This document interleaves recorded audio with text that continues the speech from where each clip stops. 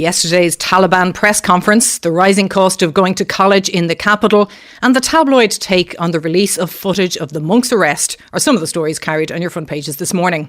The Taliban's pledge that it will protect the rights of women within the limits of Islamic law and grant amnesty to its opponents generates the lead story in today's Irish Times and Irish Examiner.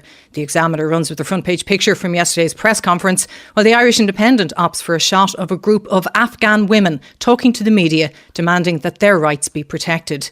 The image on the front of the Times is one that went viral yesterday of more than 600 Afghan people squashed into a US Air Force plane as they were being evacuated out of Kabul.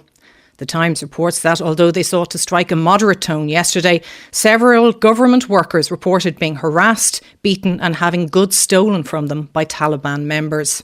The Examiner, meanwhile, focuses on the plan to give refuge to about 300 Afghan people here, reporting also that a dozen Irish groups have written to the government calling for that number to be increased to at least 1,000.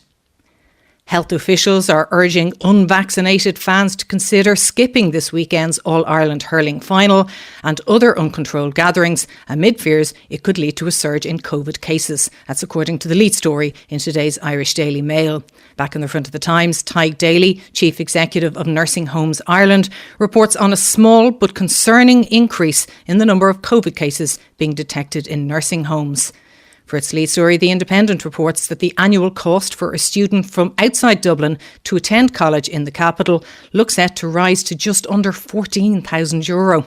A 10% rise in house prices in Northern Ireland is covered in the lead story in today's Irish News. And the video, which was released yesterday showing Gerry Hutch being arrested in Spain last week, generates the lead story in the Irish Daily Star, Irish Daily Mirror and Irish Sun. Tapas on the shoulder for a monk is the headline in the Star. It's cuff luck Gerry in the Sun. And Lou are under arrest in the Mirror, alongside an image of Hutch being questioned as he sits on a toilet. According to the lead story in the Belfast Telegraph, meanwhile, police also want to interview Gerry Hutch about the weapon used to kill former IRA chief Gerard Jock Davison in Belfast in 2015. Elsewhere this morning, the Times gave its coverage to the Trinity Irish Longitudinal Study on Ageing, which found that loneliness, anxiety and a dislike of the word cocooning featured amongst older people interviewed about their experiences of COVID. The Independent is a picture story about retiring Garda Superintendent Joe Gannon, who was surprised by his wife Mary and his 5 children who hid in his office at Pearse Street Garda Station yesterday to mark his last day on the job after 42 years of service. Also in The Independent, there's a picture there of actor Dominic West in his role as Prince Charles in the upcoming season of The Crown. And finally, The Examiner has a nice story in its front page today about a good-natured spat that's been taking place this week between the Lord Mayors of Cork and Limerick in advance of Sunday's All-Ireland hurling final.